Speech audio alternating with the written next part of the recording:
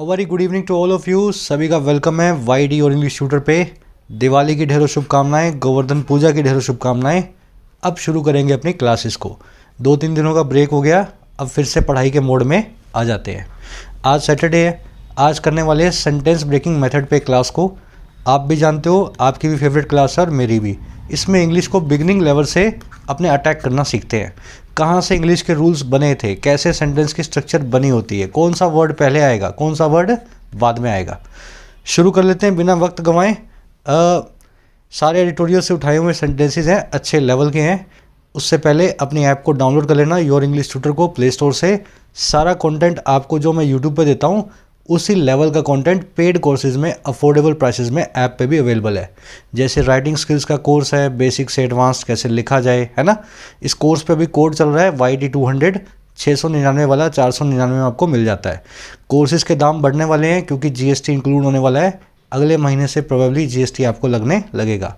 Banking का combo पड़ा है 124 में, प्री और मेंस 1 महीने की वैलिडिटी के साथ। खूब सारा कंटेंट आप देख सकते हो। अलग से भी आपको सारे कोर्सेज मिल जाते हैं। चलिए, ऐप का लिंक कमेंट सेक्शन में रखा है, कोई भी आपको दिक्कत होती है इस नंबर पे आप व्हाट्सअप करें। चलो आ जाओ, प्रमोशन बहुत हो गया। ये अपना फर्स्ट सेंटेंस है, पहले इसको फटाफट पढ़ेंगे सिंपल तरीके से, फिर इसको SBT मेथड यानी सेंटेंस ब्रेकिंग टेक्निक लगा के देखेंगे इसमें कहाँ कहाँ एरर्स रखी हुई हैं। कम से कम 3 एरर्स इस सेंटेंस में हिडन है। शुरू करें। कह these panels can be able to issue amended official documents to certify COVID-19 deaths and having the power to call for records or information from the hospitals where the deceased was admitted। कह रहे ये जो panels है ना, खास panels, panel मतलब committee, group, team, है ना। कह रहे जो खास टीम या पैनल है, जो कमेटी है, ये एबल हो सकती है, इसमें ताकत हो सकती है। और किस चीज़ की भाई? इशू कर देने की ऐसे ऑफिशियल डॉक्यूमेंट्स को जो अमेंडेड होंगे। अमेंडेड का मतलब है सुधारे हुए, है ना, जिनको आपने करेक्ट कर दिया गया, रेक्टिफाई कर दिया गया। तो सुधारे हुए official document, official ID, official certificate जो है ये इशू कर सकते हैं। अच्छा, क्यों कर सकते हैं? सर्टिफाई करने के लिए, सर्टिफिकेट देने के लिए COVID-19 की मौत का, डेथ का। और अगर यही पैनल जो हैं वो हैव भी करते हैं, रखते भी हैं उस ताकत को जो है कॉल फॉर करने की, मांग करने की, रिकॉर्ड्स की या फिर इंफॉर्मेशन की। और कहाँ से? उन हॉस्पिटल से जहाँ पे जो आदमी डिसीज्ड है, डिसीज मतलब डेड, जहाँ पे मृतक को एडमिट किया गया था, तो वहाँ से हॉस्पिटल से रिकॉर्ड मंगाने की ताकत भी है इनके पास। और नया सर्टिफिकेट जो है COVID-19 की डेथ का इश्यू करने की ताकत भी इनके पास है। अब इसको करेंगे SBT मेथड से, है ना। इसी सेंटेंस को पढ़ के एरर्स को निकाल लेते हैं, है ना। आप भी कोशिश करो, फिर मेरी वाले से मैच करना। थोड़ी सी मेरी वॉइस ब्रेक हो रही है, एडजस्ट कर लेना। थोड़ा जुकाम है, कोल्ड है ना, फीवर है। हिम्मत नहीं थी आज क्लास करने की, लेकिन फिर ब्रेक हो जाता आपका बहुत लंबा। मन था तो मैंने क्लास को बना लिया। चलिए, सबसे पहले आपको कलर देखना है वर्ड्स के। सारे नाउन्स मिलेंगे ग्रीन कलर में, ऊपर देखते जाओ। लिस्ट देख रहे हो ना, येलो कलर में मिलेंगी सारी की सारी कंजंक्शन। लाल कलर में, रेड कलर में मिलेंगी सारे इन्फिनेटिव या फिर मेन वर्ब्स। ब्लू कलर में मिलेंगे एडजेक्टिव्स, और एडवर्ब मिलेगी अगर कहीं आई हुई तो पिंक कलर में। इसके अलावा जो बच जाए वो डार्क ब्लैक कलर में होगा, प्रेपोजिशन। अब इन वर्ड्स को पकड़ लेने के बाद आपको क्या करना है? 3 रूल्स को फॉलो करना है। रूल नंबर 1, सेंटेंस में एक सब्जेक्ट ज़रूर होगा, उसको आइडेंटिफाई आपको करना है। 5 भी हो सकते हैं, 50 भी हो सकते हैं, लेकिन सेंटेंस में एक तो होगा ही। रूल नंबर 2, जितने सब्जेक्ट कम से कम उतनी वर्ब्स। मान लो 5 सब्जेक्ट हैं तो 5 वर्ब्स होंगी, कम से कम 15 भी हो सकती हैं। तो एक सब्जेक्ट और एक वर्ब सेंटेंस में होगा ही होगा। रूल नंबर 3, ये जो आप डार्क ब्लैक में देख रहे हो प्रेपोजिशन, इनका एक ऑब्जेक्ट जरूर होगा। समझ गए ना? ऑब्जेक्ट कौन बनता है? नाउन ग्रीन कलर वाला। हर प्रेपोजिशन को आप ऑब्जेक्ट देंगे ताकि आपका सेंटेंस रेडी हो। चलिए, दीज एक एडजेक्टिव है, डिमॉन्स्ट्रेटिव एडजेक्टिव, प्लूरल नाउन्स के बारे में बताता है। पैनल्स नाम का नाउन जो कि कॉमन नाउन है, इस दीज से मॉडिफाई हो रहा है। कौन से पैनल? ये वाले पैनल, ये जो सामने हमारे खड़े हैं, ये वाले पैनल्स की हम बात कर रहे हैं। समझ गए? तो दीज हो गया एडजेक्टिव, इसको मॉडिफाई कर रहा है किसको? पैनल्स नाम के कॉमन नाउन को, प्लूरल नाउन को। सेंटेंस का पहला ऐसा नाउन जो आपकी पकड़ में आ जाए, जो किसी वर्ब से और किसी प्रेपोजिशन से ना जुड़ा हो, वही नाउन कहलाता है सब्जेक्ट। तो ये पैनल्स बन गया आपका सब्जेक्ट। ये सब्जेक्ट नंबर 1 लिख देता हूँ, अगर एक से ज़्यादा आएंगे तो 1 2 3 अपने उनको नाम दे देंगे। आगे बढ़ो। सब्जेक्ट को वर्ब देनी है, रूल नंबर 1 तो पूरा कर दिया आपने। रूल नंबर 2 कहता है सब्जेक्ट को वर्ब देनी ही पड़ेगी, तो इसकी वर्ब होगी can be. Can helping verb है, मॉडल वर्ब, अपने बाद हमेशा वर्ब की बेस फॉर्म लेगी। यहाँ पे बी नाम की वर्ब का बेस फॉर्म उसने बी लिया हुआ है। और आगे बढ़ो, सब्जेक्ट मिल गया पैनल्स, वर्ब मिल गई कैन बी। अच्छा क्या हो सकते हैं, एबल हो सकते हैं। एबल यहाँ पे एक एडजेक्टिव है। वर्ब अगर लिंकिंग वर्ब हो, बी फैमिली की वर्ब हो, इज, एम, आर, वॉज, वर, अगर वो मेन वर्ब बन के आ जाए, जैसे इस केस में आई है is, am, are, was, were, be, being, been, है ना, तो उसके बाद में एडजेक्टिव और नाउन दोनों ही आ सकते हैं। जो भी आएगा वो उस वर्ब का सब्जेक्ट कॉम्प्लीमेंट कहलाएगा। तो यहाँ पे क्या समझेंगे, कैन बी वर्ब के बाद में पैनल्स नाम के नाउन के लिए, सब्जेक्ट के लिए सब्जेक्ट कॉम्प्लीमेंट है एबल। ये पैनल्स हो सकते हैं और क्या हो सकते हैं, एबल हो सकते हैं। अच्छा किस काम के लिए भाई, एबल होंगे इशू करने के लिए। टू प्लस में वर्ब की बेस फॉर्म क्या कहलाएगा, टू इन्फिनेटिव। एबल नाम के एडजेक्टिव के बाजू में आ रहा है एडवर्बियल इन्फिनेटिव, ठीक है। ये एबल हो सकते हैं इशू करने के लिए। इशू क्या करना है, इशू नाम के इन्फिनेटिव का ऑब्जेक्ट है डॉक्यूमेंट्स नाम का नाउन, कॉमन नाउन। और ये डॉक्यूमेंट्स किस टाइप के हैं, अमेंडेड है और ऑफिशियल्स हैं। दो एडजेक्टिव डॉक्यूमेंट्स को मॉडिफाई कर रहे हैं। इन्फिनेटिव वर्ब किसी भी फॉर्म में हो, infinitive, participle, gerund, main verb, semi verb, किसी भी फॉर्म में वर्ब अपना ऑब्जेक्ट लेने की क्षमता रखती है अगर वो एक ट्रांजिटिव वर्ब है। तो इशू नाम के इस इन्फिनेटिव वर्ब ने अपना ऑब्जेक्ट ले लिया डॉक्यूमेंट्स। क्या इशू करेंगे, डॉक्यूमेंट्स को इशू करेंगे। डॉक्यूमेंट्स है अमेंडेड, सुधारे हुए, ऑफिशियल, सरकारी। चलो आगे बढ़े। ऑफिशियल डॉक्यूमेंट्स क्यों दिए जाएंगे, इशू किए जाएंगे, सर्टिफाई करने के लिए। इस इन्फिनेटिव ने वाई का रिप्लाई किया वर्ब से। भाई इशू क्यों करेंगे, क्या मकसद है करने का, ऑब्जेक्टिव बता दिया इस इन्फिनेटिव ने। ये इन्फिनेटिव इस टू इशू नाम के इन्फिनेटिव का एडवर्बियल इन्फिनेटिव हो गया, समझ गए ना। इस टू इशू नाम की वर्ब से वाई का रिप्लाई कर रहा है। दूसरा एक इन्फिनेटिव आया है जो इसके लिए एडवर्ब का काम कर रहा है। जब भी वाई का रिप्लाई कोई इन्फिनेटिव करे, कोई भी वर्ड सेंटेंस में वाई का रिप्लाई करता है, वो वर्ड कहलाता है एडवर्ब ऑफ रीजन। सर्टिफाई किसको करना है, अगेन इस इन्फिनेटिव ने अपना ऑब्जेक्ट लिया हुआ है कोविड-19 डेथ्स। कोविड-19 एक बीमारी का नाम है, डेथ्स एक कॉमन नाउन है, दोनों मिलकर के कंपाउंड नाउन बना रहे हैं। वो वाली मौतें जो कोविड-19 से होती हैं। अब आगे बढ़ो, एंड कंजंक्शन आ गई। ये जो सब्जेक्ट देख रहे हो ना, पैनल्स सब्जेक्ट, इसकी पहली वर्ब तो थी कैन बी और दूसरी वर्ब है इसकी हैविंग। ये पैनल हो सकते हैं एबल इस काम को करने के लिए, और ये पैनल जो है हैव भी करते आ रहे हैं, रखते आ रहे हैं इस पावर को, समझ गए ना। एक सब्जेक्ट एक से ज़्यादा वर्ब्स ले सकता है। सब्जेक्ट एक होगा, वर्ब 5 भी हो सकती हैं। पहली वर्ब कैन बी, दूसरी वर्ब हैविंग। अब एक सब्जेक्ट की 2 वर्ब्स मिली हैं, पता कैसे लगा, एंड नाम के कंजंक्शन से। कंजंक्शन का काम यही होता है वर्ब्स को, सब्जेक्ट्स को, क्लोजेस को आपस में मिलाना, समझ गए ना। तो पैनल्स कैन बी और पैनल्स हैविंग। अब देखो क्या हैव कर रहे हैं, वर्ब से व्हाट का रिप्लाई किया पावर ने, पावर नाम के नाउन जो है वर्ब का बन गया ऑब्जेक्ट। पावर किस चीज़ की, कॉल फॉर करने की। ये कॉल फॉर एक फ्रेजल वर्ब है। कॉल फॉर का मतलब होता है डिमांड करना, किसी चीज़ की मांग करना। ये टू कॉल फॉर एक फ्रेजल वर्ब से बनने वाला इन्फिनेटिव है, पावर के बाजू में आया हुआ है, पावर को मॉडिफाई कर रहा है एडजेक्टिवल इन्फिनेटिव। इस केस में क्या था, एडवर्बियल। इस केस में क्या था इन्फिनेटिव, एडवर्बियल। इस केस में नाउन के बाजू में आया तो एडजेक्टिवल, समझ गए। अब कॉल फॉर इन्फिनेटिव का ऑब्जेक्ट है रिकॉर्ड्स और इंफॉर्मेशन। दोनों ऑब्जेक्ट इस इन्फिनेटिव के ही हैं, कंजंक्शन से मिले हुए हैं। मैंने आपको बताया ना, कंजंक्शन 2 सब्जेक्ट्स को, 2 वर्ब्स को, 2 नाउन्स को, 2 प्रोनाउंस को ऐसे आपस में मैच करती है। जैसे इस कंजंक्शन ने इन दोनों वर्ब्स को जोड़ा था, इस कंजंक्शन ने इन दोनों ऑब्जेक्ट्स को जोड़ दिया। तो रिकॉर्ड भी मांग सकते हैं, इन्फॉर्मेशन भी मांग सकते हैं। और आगे बढ़ो, फ्रॉम प्रेपोजिशन है, ऑब्जेक्ट है हॉस्पिटल्स। अब ये हॉस्पिटल कौन से हैं, जहाँ से डिसीज़ को एडमिट किया गया था, जहाँ पे मृतक को एडमिट किया गया था। वेयर जो है ना, वेयर, ये कहलाएगी एक एडवर्ब प्लस में कंजंक्शन। कंजंक्शन क्यों, इसके बाद नया सब्जेक्ट आ गया डिसीज्ड, उसकी वर्ब आ गई वॉज एडमिटेड, ये कंजंक्शन भी बन गया।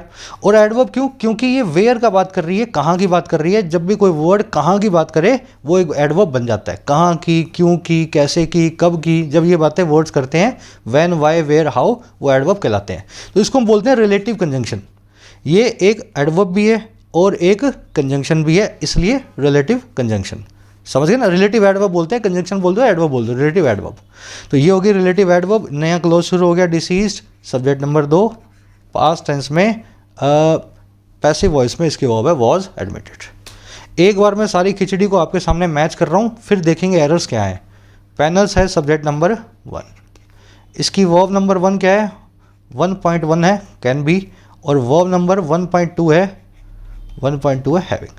सब्जेक्ट नंबर 2 है डिसीज्ड, मृतक है ना, सब्जेक्ट नंबर 2, इसकी वर्ब नंबर 2 है वॉज एडमिटेड। बाकी सब क्या है, कैन बी के बाद में एबल आया सब्जेक्ट कॉम्प्लीमेंट, टू इशू एक एडवर्बियल इन्फिनेटिव सब्जेक्ट कॉम्प्लीमेंट को मॉडिफाई कर रहा है, इशू इन्फिनेटिव का ऑब्जेक्ट है डॉक्यूमेंट्स, ये दोनों एडजेक्टिव इस ऑब्जेक्ट को मॉडिफाई कर रहे हैं। टू सर्टिफाई एक एडवर्बियल इन्फिनेटिव है, इशू इन्फिनेटिव को वाई से रिप्लाई कर रहा है, इशू क्यों करना है, सर्टिफाई करने के लिए, वाई से रिप्लाई करेगा, एडवर्बियल इन्फिनेटिव बन गया, इसका ऑब्जेक्ट है कोविड-19 डेथ्स कंपाउंड नाउन।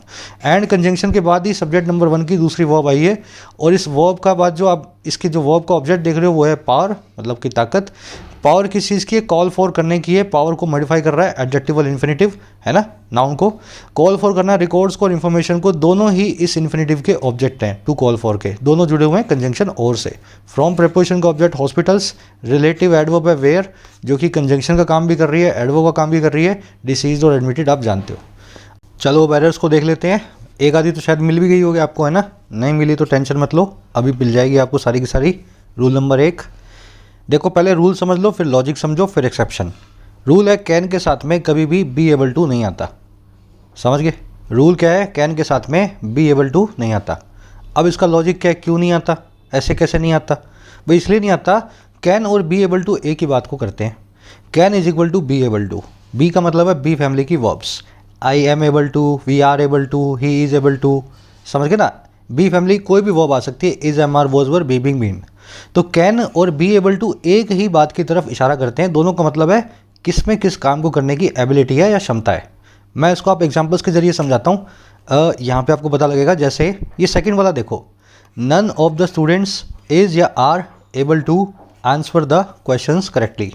कोई भी स्टूडेंट एबल टू नहीं है, कोई भी स्टूडेंट सक्षम नहीं है, कैपेबल नहीं है क्वेश्चंस को करेक्टली आंसर करने के लिए। नन के साथ में मैंने इज भी लगाया, आर भी लगाया है।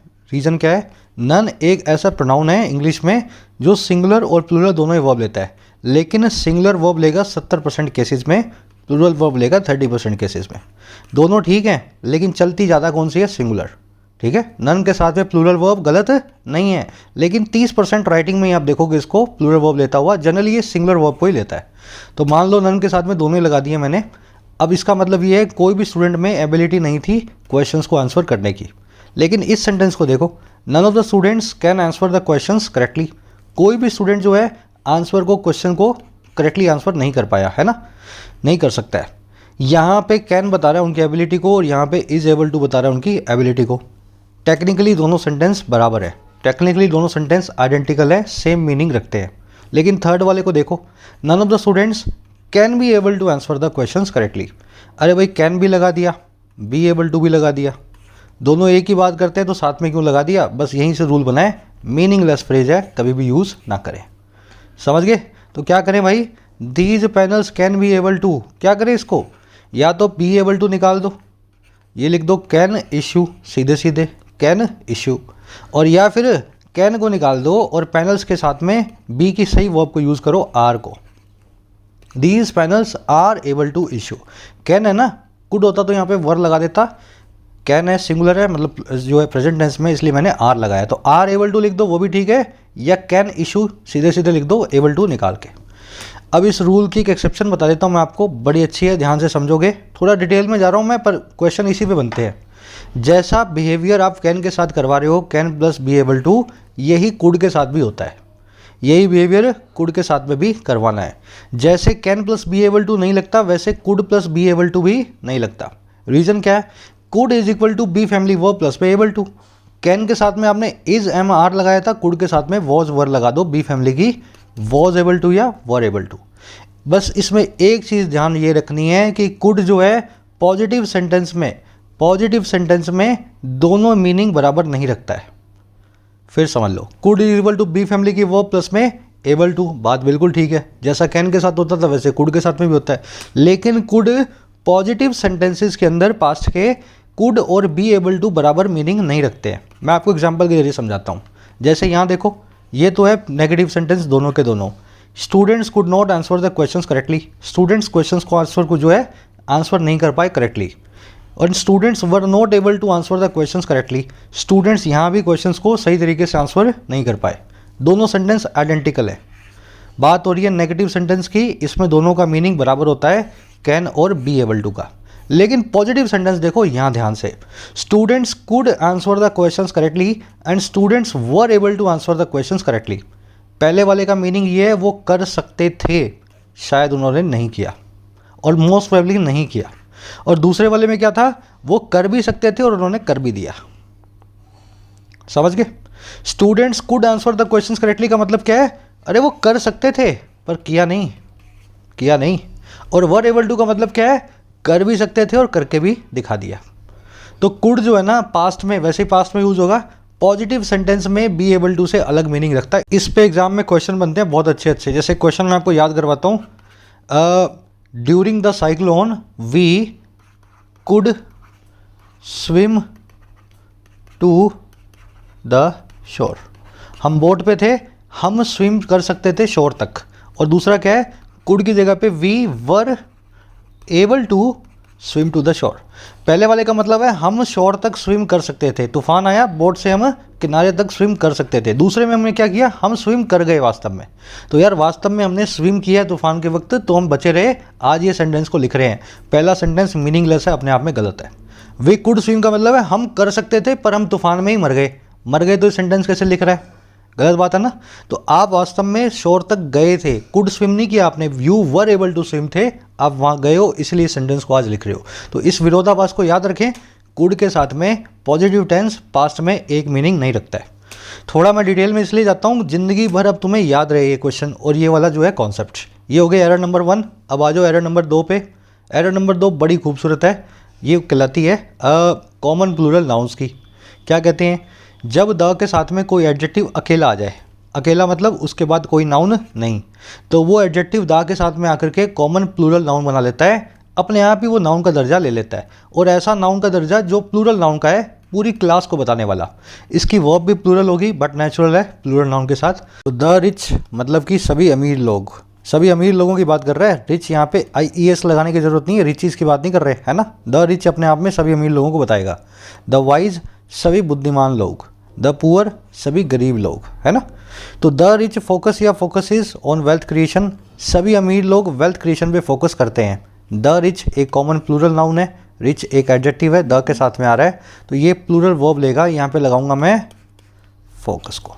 वैसे ही द वाइज लर्न या learns from the mistakes of the others, जो वाइज लोग हैं, बुद्धिमान लोग हैं, वह दूसरों की गलतियों से सीखते हैं, खुद गलतियां कम करते हैं। तो वाइज सभी के सभी वाइज आ गए, लर्न लिखूंगा ना कि लर्न्स लिखूंगा, यहाँ पे सिंगुलर नहीं प्लूरल वर्ब को यूज़ करूँगा। एक्सेप्शन क्या है, बस ये देख लेना एडजेक्टिव के बाद दूसरा नाउन ना आ रहा हो, फिर ये फॉर्मूला मत लगाया ना। जैसे the rich man always focuses या फोकस ऑन वेल्थ क्रिएशन, जो ये अमीर आदमी है, रिच के बाद में यहाँ कुछ नहीं था, वर्ब आ गई थी, वाइज के बाद में यहाँ कुछ नहीं था, वर्ब आ गई थी, लेकिन यहाँ रिच के बाद में नाउन आ गया मैन। अब ये रिच मैन जो है ना, ये रिच मैन एक नाउन फ्रेज है, इसको कॉमन प्लूरल नाउन मत मान के आ जाना। वर्ब आएगी अब मैन के हिसाब से, और यहाँ पे फोकसेस इसको यूज़ करेंगे सिंगुलर को ना कि प्लूरल को। वैसे ही द पुअर गर्ल, अब ये सब गरीब लोगों की बात नहीं कर रहा है, इस खास लड़की की बात कर रहा है, कॉमन प्लूरल नाउन नहीं है। गर्ल के हिसाब से सिंगुलर वर्ब आएगी हैज़ ना कि हैव। तो गरीब लड़की के पास सिर्फ एक लोफ था, एक स्लाइस था ब्रेड का रात को खाना खाने के लिए। याद रहेगा एक्सेप्शन भी है ना, एडजेक्टिव के बाद नाउन नहीं होना चाहिए, वहाँ पे फॉर्मूला मत लगा के आना। चलो आ जाओ, अगर इसको ध्यान से देखें तो डिसीज्ड मतलब सब मरे हुए, मतलब कि डेड मतलब कि मृतक। द प्लस में मृतक एक एडजेक्टिव लग गया, ये सभी मृतकों की बात कर रहा है, सभी की बात कर रहा है, तो वॉज नहीं। क्लियर हो गया इतना। अब आ जाओ तीसरा और लास्ट। भाई मेरे को बात बताओ, कभी वी फैमिली की verb ING is MR was verb के बिना देखिए क्या मेन वर्ब में। भाई मैं कुछ रखता हूँ, मैं कुछ खाता हूँ, मैं हंसता हूँ, I am smiling, you are walking, she is studying, तो दीज पैनल्स आर हैविंग होगा कि नहीं होगा, होना चाहिए कि नहीं होना चाहिए। भाई पैनल्स जो है इसकी पहली वर्ब है कैन बी, इसकी दूसरी वर्ब है हैविंग। अगर ये इसकी वर्ब ही है ना मेरे भाई, तो ये हैविंग गलत हो गया, इसके आगे वी फैमिली की वर्ब यानी कि पैनल्स के हिसाब से आर आनी चाहिए। लेकिन जैसे ही आप आर हैविंग लगाओगे, एक दूसरा रूल वायलेट हो जाएगा। वो क्या रूल कहता है, हैव एक ऐसी वर्ब है जो कभी वर्ब के ING फॉर्म में आती ही नहीं। ये सारी वर्ब्स हैं जिनको बोलते हैं स्टेटिव वर्ब्स, जो आपकी अवस्था को बताती हैं, आप कैसे दिखते हो, कैसा फील करते हो, किसी से एग्री करते हो, बिलीव करते हो, इमेजिन करते हो। ये सारी स्टेटिव वर्ब्स ऐसी वर्ब्स हैं जिनमें टाइम कंज्यूम नहीं होता। मैं आपसे एग्री करता हूँ या नहीं करता हूँ, एग्री कर रहा हूँ, ये क्या होता है। मैं आपको जानता हूँ या नहीं जानता हूँ, जान रहा हूँ, ये क्या होता है। समझ गए मेरी बात को। वो उसके जैसा रिसेंबल होता है, दिखाई देता है या नहीं दिखाई देता है, दिखाई दे रहा है, ये क्या होता है। तो कहने का मतलब है इन्हीं वर्ब्स को आपको कभी वर्ब के आईएनजी फॉर्म में यूज़ नहीं करना है। तो यहीं पे आपको मिलेगी हैव। हम गाड़ियाँ रखते हैं, हमारे पास इतने घर हैं, हमारे पास ये पोजीशन है। आईएनजी फॉर्म लगा के बी फैमिली के साथ इन वर्ब्स को यूज़ नहीं करना, स्टेटिव वर्ब्स को। अगर आईएनजी फॉर्म के साथ आ जाए तो प्रेजेंट और पास्ट कंटिन्यूस टेंस को चेंज कर देना है प्रेजेंट और पास्ट इंडेफिनिट में, और परफेक्ट कंटिन्यूस को चेंज कर देना है परफेक्ट टेंस में। अब आप देख लो आपके पास कौन सा टेंस है यहाँ पे। अगर आर हैविंग लगाते हो तो आप क्या करोगे, प्रेजेंट कंटिन्यूस में इसको बना दोगे। आपको इसको लिखना चाहिए हैव। कहने का मतलब क्या है, एंड के बाद में यहाँ पे हैविंग की जगह पे हैव लिख करके आओ। These panels can be able to and these panels have the power to call for rackets. चलिए डिटेल में फर्स्ट सेंटेंस देख लिया आपने, इसको बोलते हैं सेंटेंस ब्रेकिंग मेथड या एसबीटी टेक्निक। सारे क्वेश्चंस, सारे सेंटेंसेस, इंग्लिश की पूरी अंडरस्टैंडिंग आपके लिए बहुत ईजी हो जाती है इससे। आ जाओ नेक्स्ट सेंटेंस पे। कुछ लोगों का ये सवाल होता है, सर ये टेक्निक हमें पूरी डिटेल में सीखनी है, कहाँ से सीखें, कौन सा कोर्स करें। भाई कोई कोर्स नहीं है, तुम्हारी डेडिकेशन है। होम पेज पे चले जाओ चैनल के, इस प्लेलिस्ट को प्ले करना शुरू कर दो, complete English grammar for all competitive exams. इसी पूरी प्लेलिस्ट के अंदर आपको सारी टेक्निक मिल जाएंगी, बेसिक से एडवांस तक इंग्लिश ग्रामर की। अगर पूरी कर लेते हो तो ये एसबीटी आप मास्टर कर लोगे। थोड़ी प्रैक्टिस सही होगी पूरी करने के बाद, है ना। चलो नेक्स्ट सेंटेंस है, थोड़ा लंबा है। Kera, the incident of deaths in the last few days of at least 25 people in Bihar's Gopalganj and West Champaran districts, apart from several others taking sick after having been consumed spurious liquor, point to the unintended consequences of the total prohibition law that has been remaining in effect in the state for more than 5 years. आप बोलोगे sir पहले तो इस sentence का meaning निकाल लें, फिर निकालेंगे सर एरर्स इसमें। मीनिंग तो तुम फिर भी निकाल लोगे, एरर निकालना तुम्हारा बेसिक तो आपका मोटो यही होना चाहिए ना। आपको सही स्ट्रक्चर, सही ग्रामर पता हो, देखते ही आप बता दो सर यहाँ पे गलती है, यहाँ पे गलती है। चलो इंसिडेंट का मतलब है घटना, कह रहा है जो घटना है मौतों की। चलो किन की, कब, पिछले कई दिनों में, लास्ट फ्यू डेज में, 2 3 4 5 दिनों में। अच्छा मौतें किन की, डेथ्स हैं ऑफ कम से कम 25 लोगों की। कहाँ पे, एक तो बिहार के गोपालगंज और वेस्ट चंपारण डिस्ट्रिक्ट में, दोनों जिलों में। कह रहे एक तो ये इंसिडेंट, कह रहे अपार्ट फ्रॉम का मतलब है साथ ही साथ, यानी कि बिसाइड्स। कह रहा साथ ही साथ कई सारे लोगों के टेक सिक करने को, बीमार हो जाने को। और कब, कंज्यूम कर लेने के बाद, हैविंग बीन कंज्यूम्ड, पी लेने के बाद, स्पूरियस लिकर को। स्पूरियस का मतलब होता है डाउटफुल, स्पूरियस का मतलब होता है जो जिसकी ऑथेंटिसिटी पे आपको विश्वास ना हो, है ना। नकली बोल दो, नकली लिकर कई लोगों के कंज्यूम कर लेने के बाद, उनके सिक हो जाने के बाद। कह रहे ये जो घटना है ना पूरी, लोगों का शराब पी के बीमार होना और 25 लोगों का जान से हाथ धो बैठना। कह रहे ये जो घटनाएं हैं ये पॉइंट टू करती हैं, आप देखो वो भाई है यहाँ पे इशारा करती हैं ये, उन अनइंटेंडेड कॉन्सिक्वेंसेस की तरफ, उन ना चाहते हुए नतीजों की तरफ। ऐसे कॉन्सिक्वेंसेस, ऐसे नतीजे जो अनइंटेंडेड थे, जिनका इंटेंशन नहीं था करवाने का। और किसके, टोटल प्रोहिबिशन लॉ के। बिहार में टोटल प्रोहिबिशन लॉ लगा हुआ है, वहाँ पे आप शराब ना खरीद सकते हो, ना बेच सकते हो, ना पी सकते हो, है ना। प्रोहिबिशन मतलब शराबबंदी। तो कह रहे पूरी तरह से शराबबंदी के लॉ के अनइंटेंडेड कॉन्सिक्वेंस की तरफ ये घटनाएं इशारा करती हैं। अब ये लॉ कौन सा है, कह रहे जो रहता आ रहा है इफेक्ट में, जो रहता आ रहा है अमल में इसी स्टेट के अंदर पिछले 5 सालों से ज़्यादा, मोर देन 5 ईयर्स। बावजूद वहाँ पे शराब के प्रोहिबिशन लॉ के बावजूद अनइंटेंडेड कॉन्सिक्वेंस देखने को मिल रहे हैं। असली नहीं मिलती है तो लोग नकली पीते हैं, नकली पी के बीमार हो जाते हैं और कुछ लोग जान से हाथ धो बैठते हैं। असली शराब पीते तो ये लोग शायद मरते नहीं, है ना। चलो आओ इस सेंटेंस को ब्रेक करेंगे। समझ लिया आपने मीनिंग, सिंपल सा तरीका है, सारे वर्ड्स को ब्रेक करके सब्जेक्ट वर्ब को पकड़ लो, आपका सेंटेंस रेडी। इंसिडेंट एक कॉमन नाउन है, सेंटेंस का पहला नाउन है, ना पहले उसके वर्ब ना उसके पहले प्रेपोजिशन, यही कहलाएगा आपका सब्जेक्ट। S1 लिख देता हूँ, अगर 2 सब्जेक्ट आएंगे तो S2 S3 हो जाएगा। ऑफ क्या होती है भाई, प्रेपोजिशन। प्रेपोजिशन का ऑब्जेक्ट कौन है, डेट्स नाम का नाउन। रूल नंबर 3 पूरा हो गया, प्रेपोजिशन को ऑब्जेक्ट दे दिया। इन फिर प्रेपोजिशन है, इसका ऑब्जेक्ट है डेज नाम का नाउन। डेज कौन से हैं? पिछले कई, लास्ट फ्यू। लास्ट फ्यू का मतलब पिछले कई, दोनों एडजेक्टिव हैं, डेज को मॉडिफाई कर रहे हैं, है ना, इस नाउन को। ऑफ प्रेपोजिशन है, इसका ऑब्जेक्ट है पीपल। बाहर पटाखे बज रहे हैं, थोड़ा एडजस्ट करते रहना भाई, है ना, दिवाली का मौका है, क्या बोले किसी को, सारा दिन बजाते हैं दिन में भी बच्चे। तो ऑफ प्रेपोजिशन का ऑब्जेक्ट है पीपल। पीपल कितने? कम से कम 25, एटलीस्ट 25 जो है एडजेक्टिव की तरह पीपल को मॉडिफाई कर रहा है। एक आदमी, 2 आदमी, 20 आदमी, कम से कम 25 आदमी, है ना, तो आदमी की संख्या को बता रहा है। इन प्रेपोजिशन है, इसका ऑब्जेक्ट है गोपालगंज और वेस्ट चंपारण डिस्ट्रिक्ट। आप बोलोगे सर दो दो ऑब्जेक्ट कैसे? अरे भाई बीच में आ गई ना कंजंक्शन एंड, तो इन प्रेपोजिशन के ऑब्जेक्ट नंबर 1 ये और ऑब्जेक्ट नंबर 2 ये दोनों कहाँ के डिस्ट्रिक्ट हैं? बिहार के हैं। बिहार नाम के नाउन का पजेसिव बनाया हुआ, तो ये एडजेक्टिव का काम करेगा। दोनों ही नाउन्स को एडजेक्टिव की तरह मॉडिफाई कर रहा है, बिहार्स। इतना समझ गए? अब सवाल आपके दिमाग में आना चाहिए, सर अभी भी सब्जेक्ट 1 को वर्ब आपने नहीं दी है, तो अभी देखते हैं वर्ब कहाँ है। अपार्ट फ्रॉम नाम की एक और प्रेपोजिशन हमें मिल गई, इसका मतलब होता है साथ ही साथ, इन एडिशन टू, बिसाइड्स, है ना। अपार्ट फ्रॉम वर्ब का ऑब्जेक्ट है अदर्स। अदर्स का मतलब है दूसरे लोग। अदर्स कितने सारे भाई? सेवरल, कई सारे अदर्स, एक या दो नहीं, कई सारे अदर्स। कह रहा है अदर्स के टेक सिक करने के साथ, ये अदर्स के लिए एक एडजेक्टिव काम कर रहा है, टेकिंग, वर्ब की आईएनजी फॉर्म प्रेजेंट पार्टिसिपल। ये वो वाले अदर्स हैं जो टेक सिक कर रहे हैं, जो बीमार हो रहे हैं, है ना। कह रहा है अपार्ट फ्रॉम इन लोगों के साथ। और ये कब हुए बीमार? आफ्टर लगा के बता रहा है। कह रहा है बाद में कंज्यूम कर लेने के। आफ्टर प्रेपोजिशन का ऑब्जेक्ट है हैविंग बीन कंज्यूम्ड नाम का जिरेंट। कर लेने के बाद कंज्यूम, है ना। वर्ब की आईएनजी फॉर्म क्या कहलाती है? प्रेपोजिशन के बाद में आकर के जिरेंट का काम करती है। तो हैविंग बीन कंज्यूम्ड परफेक्ट जिरेंट का काम कर रहा है इस काम के हो जाने के बाद। कंज्यूम्ड नाम के इस वर्ब का ऑब्जेक्ट है स्पूरियस लिकर। लिकर एक एडजेक्टिव है, स्पूरियस एक एडजेक्टिव है, लिकर एक नाउन है। कंज्यूम नाम के जिरेंट का जो है ऑब्जेक्ट है।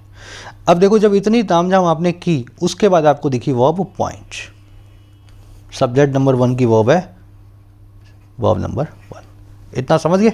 ये सब्जेक्ट नंबर 1 हो गया, सब्जेक्ट नंबर 1, और ये इसकी वर्ब नंबर 1। और आगे बढ़ो, किसकी तरफ इशारा करते हैं भाई? 2 के बाद में कॉन्सिक्वेंसेज नाम का ऑब्जेक्ट आया हुआ है इस प्रेपोजिशन का। कॉन्सिक्वेंसेज है अनइंटेंडेड, एडजेक्टिव इस मॉडिफाई कर रहा है इस कॉन्सिक्वेंसेज नाम के नाउन को जो इंटेंडेड नहीं थे। ऑफ प्रेपोजिशन है, इसका ऑब्जेक्ट है प्रोविजन लॉ। टोटल का मतलब है टोटल प्रोविजन लॉ, इसको आप कंपाउंड नाउन मान लो, है ना। टोटल प्रोविजन लॉ मतलब शराबबंदी।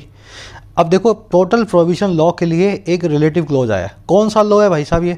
ये वो वाला लॉ है जो बिहार में लगा हुआ है 5 साल से ज़्यादा। तो इस लॉ के लिए पूरा एक रिलेटिव क्लोज है, दैट इसका सब्जेक्ट है। ये सब्जेक्ट नंबर 2 हो गया। इससे पहले आने वाला जो लॉ है ना, इसको एंटीसीडेंट बना के बैठा है। लॉ के हिसाब से वर्ब भी सिंगुलर है, हैज़ बिन रिमेनिंग। समझ गए ना? रहता आ रहा है, पहले भी हो रहा है काम, आज भी हो रहा है, तो has been remaining. In preposition का ऑब्जेक्ट है इफेक्ट। इन इफेक्ट मतलब अमल में। इस इन का ऑब्जेक्ट है स्टेट, मतलब इस स्टेट में। फोर प्रेपोजिशन का ऑब्जेक्ट है ईयर्स, 5 सालों से। मोर और 5 दोनों एडजेक्टिव हैं, देन कंजंक्शन से जुड़े हुए हैं और ईयर्स नाम के नाउन को मॉडिफाई कर रहे हैं। तो 4 प्लस में टाइम पीरियड आ गया, इसलिए हमने has been remaining present perfect continuous tense को यूज़ किया। मेरे ख्याल से एक एरर आपकी पकड़ में आ गई होगी, बाकी 2-3 मैं आपको भी समझा दूंगा, ठीक है। एक बार इसको खिचड़ी को रिपीट कर लें। इंसिडेंट है सब्जेक्ट नंबर 1, पॉइंट है इसकी वर्ब। दूसरा सब्जेक्ट है दैट, जो कि प्रोहिबिशन को अपना एंटीसीडेंट लेके बैठा है, इसकी वर्ब है सिंगुलर हैज़ बीन रिमेनिंग, जो कि बिल्कुल करेक्ट है ना। प्रोहिबिशन सिंगुलर तो वर्ब भी एंटीसीडेंट के हिसाब से सिंगुलर। बाकी सब चीज़ें आपने जोड़ दी। ऑफ को ऑब्जेक्ट दे दिया ये, इनको दे दिया ये दोनों एडजेक्टिव बना दिए। इस ऑफ को दे दिया ये, इसको पूरे को एडजेक्टिव बना दिया। इसको दे दिया गोपालगंज और वेस्ट चंपारण, एंड से जुड़वा दिया दोनों को, और इससे पहले दोनों को दे दिया एडजेक्टिव। अपार्ट फ्रॉम दे दिया आपने प्रेपोजिशन, इसका ऑब्जेक्ट दे दिया अदर्स, इसको बना दिया एडजेक्टिव। ये भी एडजेक्टिव है, अदर्स वो वाले जो टेक सिक कर रहे हैं, जो बीमार होते जा रहे हैं। आफ्टर प्रेपोजिशन का ऑब्जेक्ट पूरा परफेक्ट जिरेंट बना दिया।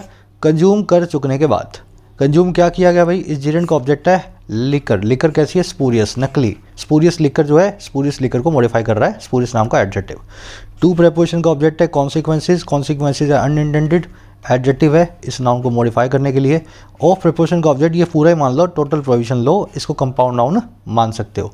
इनका हो गया इफेक्ट, इनका हो गया स्टेट, 4 का हो गया ईयर्स। मोर और 5 दो एडजेक्टिव हैं, दोनों देन नाम की कंजंक्शन से जुड़े हुए हैं। बन गई, अब मकड़ी का जाला सा बन गया ना। अब क्या करना है भाई साहब? अब एक काम करना है, एरर्स को निकालना है। तो पहली एरर तो ये है मेरे भाई, पहली एरर तो ये है कहाँ चली गई, आजा। हाँ, ये सारे फ्रेज जो आप देख रहे हो ना, ये प्रेपोजिशन है। Apart from, along with, besides, in addition to, as well as, in combination with, aside from, इन सब का मतलब क्या है, साथ ही साथ।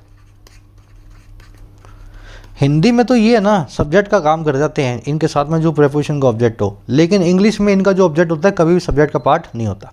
मैं आपको एग्जांपल के जरिए समझाता हूँ। The recession along with the pandemic has या have become a serious threat to the world economic order. कह रहे जो रिसेशन है, जो मंदी है, और किसके साथ में भाई, महामारी के साथ में। कह रहे ये मंदी बन चुकी है, हैज़ बिकम या हैव बिकम हमें चूज़ करना है। और क्या बन चुकी है, एक खतरनाक चुनौती बन चुकी है पूरी दुनिया के आर्थिक ऑर्डर यानी कि आर्थिक क्रम के लिए, मतलब पूरी दुनिया की इकॉनमी के लिए एक अपने आप में चैलेंज है। अब आप बोलोगे सर दो चीज़ें चैलेंज है, पहली चीज़ है रिसेशन, दूसरी है पैंडमिक। दोनों अलोंग विद का मतलब है साथ में, है ना, साथ ही साथ। हिंदी में ठीक है बात आपकी, दोनों ही सब्जेक्ट हैं, इसलिए वर्ब प्लूरल आएगी, हैव आनी चाहिए हिंदी में। लेकिन इंग्लिश क्या बोलती है, अलोंग विद तो एक प्रेपोजिशन है सर, इसका जो ऑब्जेक्ट है पैंडमिक, चाहे हिंदी में लाख आपके सब्जेक्ट का पार्ट हो, लेकिन अंग्रेजी में ये इसका ऑब्जेक्ट बन गया, सब्जेक्ट का पार्ट नहीं है। तो जो वर्ब आएगी ना, वो टेक्निकली खाली इसके हिसाब से आएगी। अगर ये सिंगुलर है तो वर्ब भी सिंगुलर होगी, हैव ना लगे। समझ गए, रीज़न समझा दिया ना मैंने, रूल रट्टा नहीं मरवा रहा मैं आपको। अपार्ट फ्रॉम के बाद में जो आए उसको नहीं लेना। अरे क्यों नहीं लेना है, अपार्ट फ्रॉम एक प्रेपोजिशन है, प्रेपोजिशन का ऑब्जेक्ट कभी भी सब्जेक्ट नहीं बन सकता। अब ये सारे अगर प्रेपोजिशन है तो इनके ऑब्जेक्ट को आप निकाल दें और जो रह जाए उसके हिसाब से वर्ब को चूज़ करें। अगर यहाँ पे रिसेशन है तो वर्ब सिंगुलर लगाओ, रिसेशंस होता तो वर्ब भले ही प्लूरल फिर भी लगा सकते थे। वैसे ही in addition to the shooting and hockey teams और कबड्डी टीम हैज़ या have given a spectacular performance. साथ ही साथ शूटिंग और हॉकी टीम के हमारी कबड्डी टीम ने एक स्पेक्टेकुलर परफॉर्मेंस को दिया है। आप बोलोगे सर तीनों ने दिया है, मान ली तुम्हारी बात हिंदी में, लेकिन इन एडिशन टू के दो ऑब्जेक्ट हैं, पहला है शूटिंग, फिर एंड के बाद हॉकी। ये इन एडिशन टू से जुड़े हुए हैं। सब्जेक्ट है हमारी कबड्डी टीम सिंगुलर है, एक सिंगुलर कंपाउंड नाउन है ना, तो मैं यहाँ पे हैज़ यूज़ करूँगा, हैव को यूज़ नहीं करूँगा। समझ गए ना। अब वही आप यहाँ पे भी देख रहे हो भाई साहब, इंसिडेंट तो बहुत सारे हुए हैं, लोग मर गए यहाँ बहुत सारे बीमार हो गए, लेकिन अपार्ट फ्रॉम का ऑब्जेक्ट है अदर्स। ये अदर्स इंसिडेंट का सब्जेक्ट का पार्ट नहीं है, तो सब्जेक्ट के हिसाब से पॉइंट नहीं, यहाँ पे आना चाहिए पॉइंट्स टू। क्लियर हो गया मामला। Rule number 1, error number 1। अब आ जाओ एरर नंबर 2 पे। साइड में ले जाके समझाऊंगा। 3 फ्रेज है हमारे पास, टू बिकम इल या become sick, to fall sick या टू टेक इल। सबका मतलब होता है बीमार हो जाना। कन्फ्यूजन कहाँ होती है, टू फॉल सिक को फॉल इल मत बोलाना, टू टेक इल को टेक सिक मत बोलाना। टेक सिक यूज़ होता था आज से बहुत साल पहले, 100-200 साल समझ लो आप, है ना, पुरानी किताबों में टेक सिक। आजकल यूज़ मॉडर्न इंग्लिश में नहीं करते हैं। तो टेक इल यूज़ किया जाता है मॉडर्न इंग्लिश में, टेक इल किया जाता है या फॉल सिक किया जाता है। और बिकम या इल या बिकम सिक दोनों एक ही बात है। बस 20 बच्चे बीमार हो गए ख़राब खाना खाने के बाद, तो बिकेम इल ये भी ठीक है, बिकेम सिक ये भी ठीक है, फेल इल ये गलत है, यहाँ पे बोल दो फेल सिक। और टुक सिक ये गलत है, यहाँ बोल दो टुक इल। ठीक है ना, टेक की सेकंड फॉर्म टुक, फॉल की सेकंड फॉर्म फेल। तो फेल सिक या टुक इल ऐसा आपको बोलना है। अब यहाँ पे क्या किया हमने यहाँ पे आपको किया कंफ्यूज। कैसे कर दिया, टेक सिक लिखवा दिया, गलत कर दिया भाई।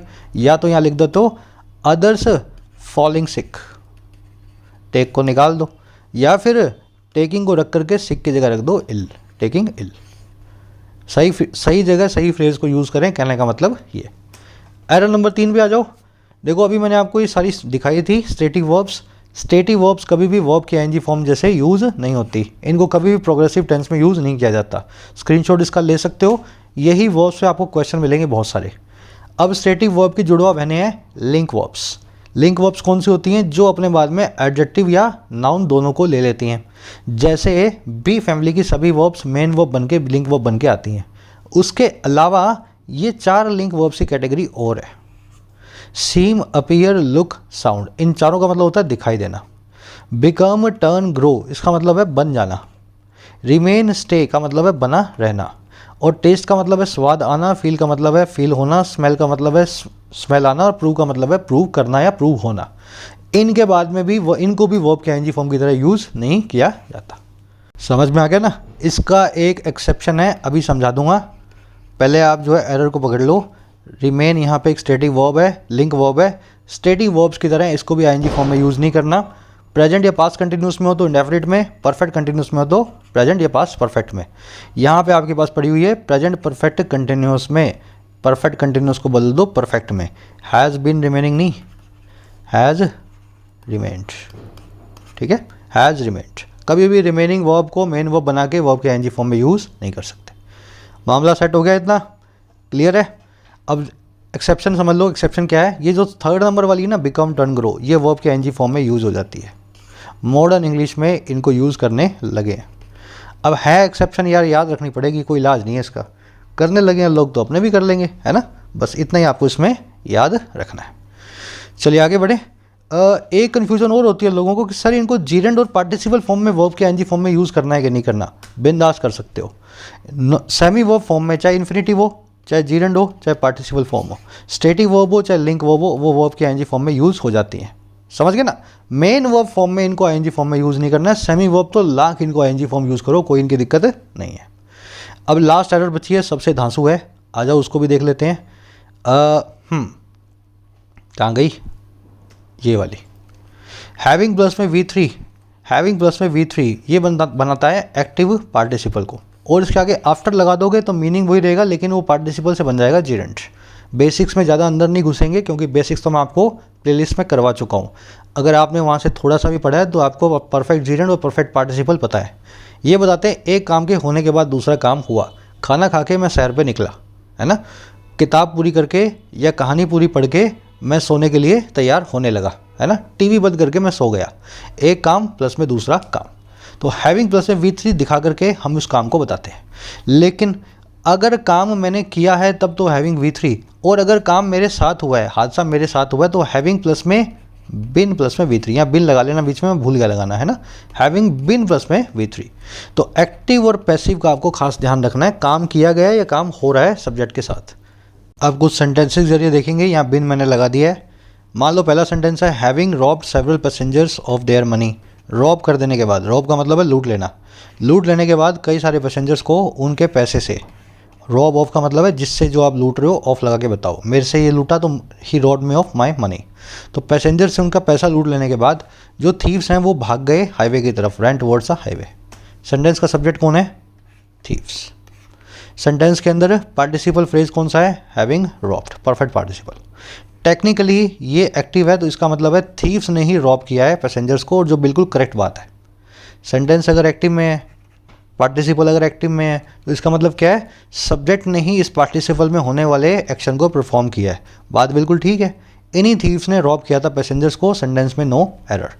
लेकिन इस सेंटेंस को ऐसा लिख दें, having robbed of their money the passengers called the police. अपने पैसे को लूटे जाने के बाद पैसेंजर्स ने पुलिस को बुलाया। सेंटेंस का सब्जेक्ट कौन है? पैसेंजर्स। टेक्निकली पैसेंजर्स ने रॉब किया है, यहाँ पे पैसेंजर्स ने ही लूटा है अपने आप को। ऐसा हो सकता है क्या? नहीं। अब यहाँ पे एक्शन को परफॉर्म करने वाले नहीं हो सकते पैसेंजर, एक्शन को बेयर करने वाले होंगे। एक्शन इनके ऊपर होगा। कैसे बताया जाए? परफेक्ट पार्टिसिपल के बीच में बिन लगाओ, इसको बना दो परफेक्ट पार्टिसिपल पैसिव। तो having been robbed of their money, अपने पैसे को लुटा देने के बाद पैसेंजर्स ने पुलिस को फ़ोन किया।